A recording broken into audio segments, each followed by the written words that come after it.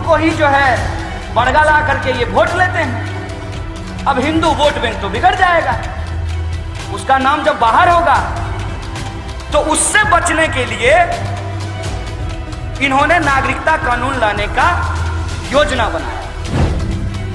थोड़ा दिमाग लगाए होते तो समझ जाते कि 1947 में जो दुखदाई बंटवारा हुआ था, उस बंटवारे में मुसलमान नहीं आए थे, मुसलमान गए थे, हिंदू सिख आए थे। तो वो जो आंकड़ा वो बोलते हैं वो दरअसल नकली आंकड़ा है। जब 47 में बंटवारा हुआ तो लोग जो है पासपोर्ट वीजा लेकर के भारत आए थे। इसका मतलब इस देश में जितने भी रिफ्यूजी आए हैं उन तमाम लोग को कागज के आधार पर गैर कानूनी साबित कर दिया जाएगा। हमको कई बार जो है भाजपा का लोग गुस्से में चिढ़ करके कहता है कि पाकिस्तान भेज देंगे। हम बोले भेज दो, नागरिकता कानून के तहत फिर वापस आ जाओ। तो सरकार ने आपके जनधन योजना के खाते में 15 लाख रुपया क्यों नहीं पहुंचाया है? नोटबंदी के बाद पुलवामा की घटना हुई, चुनाव पुलवामा के घटना के नाम पे लड़ा गया। तो आतंकवाद की घटना अगर नोटबंदी के बाद हो रही है, इसका मतलब आतंकवाद नहीं रुका है। और आतंकवाद यदि रुका है नोटबंदी करने के बाद, तो पुलवामा में घटना करने कौन आया था? मोदी जी का कौन था? इस सवाल का जवाब सरकार को देना पड़ेगा ना। तीसरा सवाल है कि नक्सलवाद की घटना रुक गई। नक्सलवाद की घटना कहां रुक गई है? इस बार फिर जो है जो सरकार की तरफ से बयान पेश हुआ है उसमें इंटरनल थ्रेट, आंतरिक थ्रेट के रूप में नक्सलवाद को जो है एक कारण माना गया है। और अभी रामलीला में जो प्रधानमंत्री ने भाषण दिया तो उसमें उन्होंने यही कहा कि अर्बन नक्सल लोग देश की जनता को भड़का रहे हैं। तो बोलिए मोदी जी, अब भी अगर अर्बन नक्सल बचे हुए हैं, अब तो कह दीजिए कि हमारा नोटबंदी का प्रोजेक्ट फेल हो गया है। इसका मतलब देश की जनता को गुमराह किया जा रहा है। उसके बाद आज जब यह नया कानून लाया गया है CAA, पहला सवाल यह है कि यह कानून देश की संविधान के मूल भावना के खिलाफ है। देश के संविधान की प्रस्तावना हमको क्या कहता है? ठीक बात है कि आप लोग स्टेज के नीचे हैं, RC जी स्टेज पे हैं, बरार साहब स्टेज पे हैं, लेकिन ये मतलब नहीं है कि चुनाव के वक्त जब ये वोट देने जाएंगे तो इनका वोट 5 होगा और आपका वोट 1 होगा, ऐसा नहीं है। भले ये स्टेज पे हैं, इनका वोट भी एक ही होगा और आपका वोट भी एक ही होगा, क्योंकि ये अधिकार आपको इस देश का संविधान देता है। और ये जो आपका बराबरी का अधिकार है, इस बराबरी के अधिकार का आधार क्या है? कि इस देश का संविधान कहता है कि इस देश में किसी भी व्यक्ति के साथ उसके जन्म के आधार पे, उसके जाति के आधार पे, उसके धर्म के आधार पे, उसके पहचान के आधार पे, उसके भाषा, बोली और क्षेत्र के आधार पे कोई भेदभाव नहीं किया जाएगा। और जब एक ऐसा कानून पास किया जाए जिसमें यह भेदभाव हो, जिसमें यह भेदभावपूर्ण बातें कही गई हो, इसका मतलब यह है कि वो कानून एक देश विरोधी कानून है। और यह देश विरोधी कानून क्यों लाया गया है? यह देश विरोधी कानून इसलिए लाया गया है कि आसाम में जो NRC हुई है, उस NRC के चलते बीजेपी को दाव उल्टा पड़ गया है। कभी कभी होता है ना कि ब्रह्मास्त्र चलाए, अब मंत्र गलत पढ़ दिए तो वो आगे जाने की बजाय जो चलाया है उसके ही पीछे पड़ जाता है। आसाम में इन्होंने जो NRC की, सुप्रीम कोर्ट ने जो आदेश दिया कि NRC लिस्ट जारी करो, 19 लाख लोगों का नाम NRC से बाहर हुआ। उस 19 लाख में से ये समझ रहे थे कि 17 लाख मुसलमान होंगे और 2 लाख हिंदू होंगे। मामला बिल्कुल उल्टा हो गया। उस 19 लाख में से 15 लाख हिंदू हैं और 4 लाख जो हैं वो मुसलमान हैं। तब इनको लगा कि अरे यार, हिंदू को ही जो है बड़गा ला करके ये वोट लेते हैं, अब हिंदू वोट बैंक तो बिगड़ जाएगा, उसका नाम जब बाहर होगा तो उससे बचने के लिए इन्होंने नागरिकता कानून लाने का योजना बनाया। लेकिन अति उत्साह में थे, 303 सीट जीत लिए। कभी कभी ये होता है ना कि आपको आपके औकात से ज्यादा मिल जाए तो बर्दाश्त नहीं होता है। ये आप देखिएगा कि किसी को अगर अचानक पैसा हो जाए तो उसको बर्दाश्त नहीं होता है। वो दुनिया को बताना चाहता है कि उसके पास बहुत पैसा है, वो जताना चाहता है कि वो बहुत ताकतवर आदमी है। अगर कोई उसकी इज्जत समाज में नहीं कर रहा हो तो 3-4 आदमी को साथ में ले करके चलता है कि मेरा जिंदाबाद करते रहना। पत्रकार को पैसा दे देता है कि मेरा फोटो खींचते रहना, हम जब जाएं तो हम सलमान खान की तरह चलें, तुम मेरा फोटो खींचते रहना, ताकि समाज में लोग समझे कि हम बहुत ताकतवर आदमी हैं। जनता ने इनको इस उम्मीद में वोट दे दिया कि अच्छा मोदी नहीं तो कौन। जनता ने इस मजबूरी में इनको वोट दे दी। अभी 303 सीट आ गया और ये अति उत्साह में ये बोल गए कि पूरे देश में एनआरसी लागू करेंगे। और ये बात जो है देश के राष्ट्रपति के अभिभाषण में बोला गया है।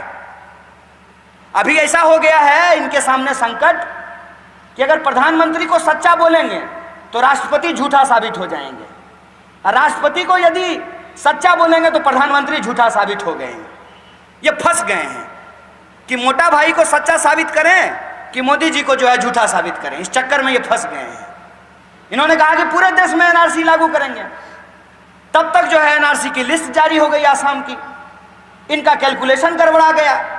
ठीक से इतिहास पढ़े होते, ठीक बात है कि इतिहास में फेल हो गए हैं, लेकिन थोड़ा दिमाग लगाए होते तो समझ जाते कि 1947 में जो दुखदाई बंटवारा हुआ था, उस बंटवारे में मुसलमान नहीं आए थे, मुसलमान गए थे, हिंदू सिख आए थे।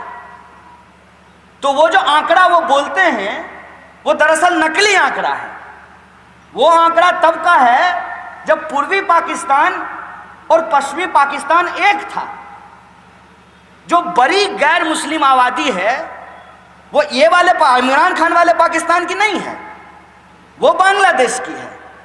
जो 71 का जब बांग्लादेश का बंटवारा हुआ, बांग्लादेश बना श्रीमती गांधी के नेतृत्व में, देश की सेना के पराक्रम के चलते जो पाकिस्तान को हार मिली, तब जाकर के गैर मुस्लिम आबादी फिर से बांग्लादेश से हिंदुस्तान आई। तो मतलब दोनों वक्त, चाहे 47 हो या 71, गैर मुस्लिम लोग भारत में ज्यादा आए हैं। तो स्वाभाविक रूप से अगर पूरे देश में एनआरसी होगा तो उसमें गैर मुसलमानों का नाम ज्यादा होगा। तो इनकी गर्दन फंस गई थी। उसमें बचाने के लिए इन्होंने नागरिकता कानून लाया, जबकि नागरिकता कानून ये 2003 में ही ले आए थे। जब वो नारा था ना, अब की बारी अटल बिहारी, राष्ट्र के ये 3 धरोहर, अटल, आडवाणी, मुरली मनोहर। अटल जी लोटा में घूम लिए हैं और आडवाणी जी इंतजार कर रहे हैं कि कहाँ घूमेंगे, कमंडल में घूमेंगे, मार्गदर्शक मंडल में है। उस वक्त 2003 की सरकार के वक्त जो नागरिकता कानून आया था, उस कानून में इन्होंने एक बात लिखी कि इलीगल इमिग्रेंट्स की को आइडेंटिफाई किया जाएगा। अब इलीगल इमिग्रेंट्स, गैर कानूनी तरीके से भारत में कौन आए हैं, तो कानून कैसे काम करता है, ये पुलिस के लोग खड़े हैं, बता देंगे कि कानून कैसे काम करता है। ये देख लिए हैं, इनके सामने में चोरी हुई है, लेकिन उससे काम नहीं चलेगा, इनको सबूत देना पड़ेगा। क्या कानून बिना सबूत का थोड़ी मानता है? कानून की जो वो प्रतिमा है, उस महिला के आंख पे ऊपर पट्टी लगा हुआ है और तराजू हाथ में है, तो देखता नहीं है, वो सिर्फ सुनता है। डॉक्यूमेंट सबसे इंपॉर्टेंट चीज है। किसी भी चीज के लिए आपको डॉक्यूमेंट देना पड़ेगा। तो गैर कानूनी लोग से वो सब लोग भारत आए हैं जो बिना पासपोर्ट वीजा का आए हैं। तो मुझे बताइए, ये पंजाब की धरती है, जब 47 में बंटवारा हुआ तो लोग जो है पासपोर्ट वीजा लेकर के भारत आए थे। इसका मतलब इस देश में जितने भी रिफ्यूजी आए हैं उन तमाम लोग को कागज के आधार पर गैर कानूनी साबित कर दिया जाएगा। सिंपल मामला यह है कि जो बिना पासपोर्ट वीजा का कहीं भी जाता है वो इलीगल इमिग्रेंट है। तो इस देश में जो लाखों करोड़ों लोग आए हैं, ये सरकार कह रही है कि वो सारे लोग इलीगल इमिग्रेंट है। और 2003 का जो कानून है, नागरिकता संशोधन कानून, उसके ही नियम में लिखा हुआ है कि पहले एनपीआर होगा, मतलब आटे से ही रोटी बनाई जाएगी। एनपीआर के आटे से ही एनआरसी का रोटी तैयार किया जाएगा। तो एनपीआर होगा कैसे? तो सेंसस से पहले जो सेंसस करने वाले लोग हैं वो अलग हैं। सेंसस जो इस देश में होता है, जो जनगणना होती है, उसका एक अलग कानून है, वो एक्ट बना हुआ है। और जनगणना का जो आंकड़ा होता है उसको सरकार भी नहीं देख सकती है, ये कानून कहता है। तो ये जो एनपीआर होगा, नेशनल पॉपुलेशन रजिस्टर जो तैयार किया जाएगा, उसमें वो आएंगे और आपके माँ बाप के बारे में और आपके माँ बाप के माँ बाप के बारे में जानकारी इकट्ठा करेंगे। उसके कई प्रश्न तैयार किए गए, फिर वो ले जाएंगे और ऑफिस में बैठ करके कौन लोग संदेहपूर्ण नागरिक हैं उसका लिस्ट तैयार करेंगे। तो मतलब सरकारी बाबू ये तय करेंगे कि कौन इस देश का नागरिक है और कौन इस देश का नागरिक नहीं है। और सरकारी बाबू कैसे काम करते हैं? जन्म प्रमाण पत्र बनवाने के लिए गए कि नहीं गए हैं? सरकारी बाबू जो है बिना मिठाई खाए हुए आपको जन्म प्रमाण पत्र नहीं देंगे। तो मिठाई तो कितना खाएंगे, डायबिटीज भी हो जाता है, तो मिठाई खरीदने के लिए पैसा लिया जाता है। तो जन्म प्रमाण पत्र बनाने जाइए तब भी पैसा लिया जाएगा और मृत्यु प्रमाण पत्र बनाने जाइए तब भी आपसे पैसा लिया जाएगा। ऐसा ही काम होता है ना। रेसिडेंशियल सर्टिफिकेट बिना पैसा का बनता है? कौन ऐसा कानून है, कौन ऐसा काम है जो इस देश में बिना घूस का होता है? तो जो लोग संदेहपूर्ण नागरिक की लिस्ट में आएंगे उन लोगों को कागज फिर जमा करने के लिए बुलाया जाएगा। मतलब फिर से आप कागज बनवाने के लाइन में लगिए, तब जाकर के जिनका कागज सही पाया जाएगा, जो अपने दादाजी के दादाजी का नाम सही से बता देंगे। मैं यही पूछ लेता हूं, किसी को याद है क्या अपने दादाजी के दादाजी? बरार साहब, आपके दादाजी के दादाजी का क्या नाम था? किसी को भी याद नहीं? इसका यह मतलब थोड़ी है कि इनके दादाजी के दादाजी नहीं हुए थे। इनके दादाजी के दादाजी नहीं हुए तो ये यहां पे कैसे बैठे हुए हैं? ये एक वाहियात चीज है जो हमारे देश में किया जा रहा है। और कागज जो लोग नहीं देंगे उनकी नागरिकता छीन ली जाएगी, और जो लोग कागज देंगे तब उनको एक आइडेंटिटी कार्ड दिया जाएगा। कितना आइडेंटिटी कार्ड दीजिएगा साहेब? वोट देने के लिए अलग कार्ड है, स्कूल में पढ़ने के लिए अलग कार्ड है, बैंक में खाता खुलाने के लिए अलग कार्ड है, विदेश जाने के लिए पासपोर्ट है, टैक्स जमा करने के लिए पैन कार्ड है, बाकी काम कराने के लिए आधार कार्ड है। कितना कार्ड बनवाओगे? आप हम लोगों को कार्ड नहीं बना रहे हैं, आप हम लोगों को मूर्ख बना रहे हैं। ये सरकार का प्लान जो है हम लोगों को मूर्ख बनाने का है। असल खेल ये है कि इस देश में आप सोचिए कि वो जो 19 लाख लोग हैं जिनको आसाम के एनआरसी से बाहर किया गया है, पहले वो शपथ पत्र लिए हैं और सरकार को बताए हैं कि हम इस देश के नागरिक हैं। और अब जब ये नागरिकता कानून पास किया गया है तब उनको बताना है कि नहीं, हम नागरिक नहीं हैं, हमारे ऊपर धार्मिक प्रताड़ना हुई है, अब हमको नागरिकता दे दीजिए। मतलब देश के प्रधानमंत्री अपने ही तरह इस देश की जनता को झूठ बोलने में ट्रेंड कर देना चाहते हैं, उनको पारंगत बना देना चाहते हैं। झूठ बोलने के लिए सिखा रहे हैं कि एक बार वो लोग कहे हैं कि हम लोग नागरिक हैं, वो डॉक्यूमेंट जमा नहीं कर पाए, अब उनको सरकार को कहना है कि नहीं, हम जो है बाहर से आए हैं। मतलब समझ रहे हैं? हमको कई बार जो है भाजपा का लोग गुस्से में चिढ़ करके कहता है कि पाकिस्तान भेज देंगे। हम बोले भेज दो, नागरिकता कानून के तहत फिर वापस आ जाएंगे। तो कानून ही ऐसा बना दिया है। मेरा नाम कन्हैया है, इसका कोई लॉजिक नहीं है, इसके पीछे कोई तर्क नहीं है, सिवाय इसके कि ये घुसपैठियों की पहचान नहीं करना चाहते हैं। अपने ही देश को घुसपैठिया बना करके उनका जो धन संपदा है, उनकी जो जमीन है, उसको वो कब्जा कर लेना चाहते हैं। जब आप नागरिक ही नहीं रहेंगे तो मैं एक सवाल पूछ रहा हूं, ये मनसा की धरती है, इसको लोग बहुत अच्छे से समझ सकते हैं कि जो 16 लाख एकड़ जमीन आपने पटियाला रियासत के अधीन जो थी, जिसको कब्जा करके लाल झंडा गाड़ करके भूमिहीनों में आपने बांटा, जब वो नागरिक ही नहीं रहेंगे, इसका मतलब उन जमीनों पे उनका अधिकार भी नहीं रहेगा। आपकी जमीन कब्जा करने के लिए आपसे आपका पहचान छीना जा रहा है, और कागज नहीं है या कागज में आपके नाम का स्पेलिंग ठीक नहीं है, तो एक कागज का टुकड़ा यह तय करेगा कि आप भारतीय हैं कि नहीं हैं। और कागज की स्थिति क्या है, मैं अपना उदाहरण देता हूं। मेरे सर्टिफिकेट पे मेरे पिताजी का नाम JAI है और मेरे भाई के सर्टिफिकेट पे नाम है JAY। बाप तो एक ही है ना। आई और वाई के स्पेलिंग के चलते मेरा बाप अलग अलग है, ऐसा तो नहीं है। और आप घूम करके देखिए, कोई अगर मोहम्मद लिखेगा तो कोई MD मोहम्मद लिखेगा, कोई MOHD मोहम्मद लिखेगा। कोई जो है अगर नीलम लिखा है तो कोई NILM लिखेगा और कोई NEELM नीलम लिखेगा। कोई MANJDER मजिंदर लिखेगा, कोई जो है DIR मजिंदर लिखेगा। ये जो अंतर होता है, इस अंतर के चलते इस देश की हकीकत यह है कि देश के जो गरीब मजदूर हैं उनका 40,000 करोड़ रुपया PF अकाउंट में पड़ा हुआ है। वो अपना PF का पैसा नहीं ले पाते हैं क्योंकि वो मजदूर हैं, कम पढ़े लिखे लोग हैं।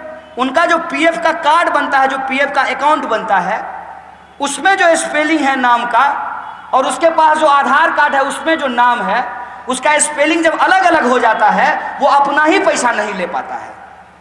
जब आप अपना पैसा PF से नहीं निकाल पाते हैं, अलग अलग नाम हो जाने से अपने बाप दादा का पैसा आप बैंक से नहीं निकाल पाते हैं, अलग अलग अगर नाम हो गया है तो आपको डॉक्यूमेंट को ठीक कराने में इतनी परेशानी होती है, तो वो कागज का टुकड़ा तय करेगा कि आप भारत के नागरिक हैं कि नहीं हैं।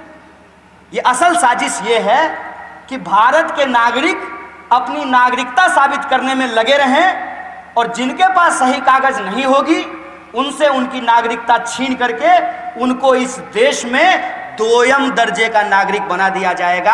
आज नागरिकता छीन रहे हैं, कल प्रॉपर्टी छीन लेंगे और परसों वोट देने का अधिकार वापस छीन लेंगे। तो हो गया ना अंतर। देश का संविधान क्या बोला कि बंद साहब का वोट भी एक और आप जो नीचे में बैठे हुए हैं आपका वोट भी एक, जो हवाई जहाज से उड़ता है उसका वोट भी एक, SP साहब का वोट भी एक और जो है कांस्टेबल साहब का भी वोट एक। अंतर हो गया ना। इसीलिए हम लोग कहते हैं कि ये हमला मुसलमान पे नहीं, इस देश के संविधान के ऊपर है, इस देश के हिंदुस्तान के ऊपर है, हिंदुस्तानियत होने के ऊपर है। ये बात हम लोगों को समझनी चाहिए। इसीलिए ये बड़ी लड़ाई का हिस्सा है और इस बड़ी लड़ाई में हमको ये समझना पड़ेगा कि एक तरफ हमारे सामने रोजी रोटी, कपड़ा, मकान, शिक्षा, स्वास्थ्य, सड़क, बिजली, पानी की लड़ाई है और दूसरी तरफ हमारा देश का तिरंगा, हमारा संविधान और हमारा हिंदुस्तान बचाने का लड़ाई है। इस दोनों लड़ाई को अपने दोनों हाथों में थाम करके हिंदू, मुस्लिम, सिख, ईसाई तमाम भारतीयों को एकजुट होकर के भारत विरोधी इन शक्तियों से लड़ना पड़ेगा और सरकार को यह बताना पड़ेगा कि अगर हम तुमको जिता सकते हैं तो हम तुमको हरा भी सकते हैं। यह ऐलान हम लोगों को करना पड़ेगा और हमको पूरी उम्मीद है कि जिस तरीके का उम्मीद, जिस तरीके आशा पंजाब के लोगों ने देश को दिखाया है कि आज भाजपा के जो सहयोगी दल हैं उसने भी ये कहना शुरू किया है कि हम नागरिकता कानून को नहीं मानते हैं। मुझे पूरी उम्मीद है कि भगत सिंह की धरती, बाबा गुरु नानक देव की इस धरती, और उनका एक वाकया मुझे याद आ रहा है कि एक बार एक साहूकार जो है नानक देव जी को खाने के लिए बुलाया तो उन्होंने कहा कि तुम्हारी रोटी में मुझे खून टपकता हुआ दिखता है। और वो एक मजदूर के घर खाने के लिए गए और कहा कि तुम्हारी रोटी में, तुम्हारी ये खून पसीने की जो रोटी है इसमें मुझे दूध टपकता हुआ दिखता है। आज उस मूल्य को बचाने की लड़ाई है और हमको पूरा भरोसा है कि इस देश की जनता कश्मीर से कन्याकुमारी तक अगर एकजुट हो जाएगी, अपने हाथ में तिरंगा थाम लेगी और संविधान को बचाने के लिए रास्ते पे निकल जाएगी तो इस देश का किसान भी बचेगा, मजदूर भी बचेगा, महिला भी बचेगी, जवान भी बचेगा और ये सब जब बचेंगे तो तभी हिंदुस्तान बचेगा। इसी आशा और उम्मीद के साथ भगत सिंह की इस धरती को एक बार फिर से नमन करते हुए मेरी बात को खत्म करता हूँ। शुक्रिया। इनकलाब जिंदाबाद, हमारी एकता जिंदाबाद।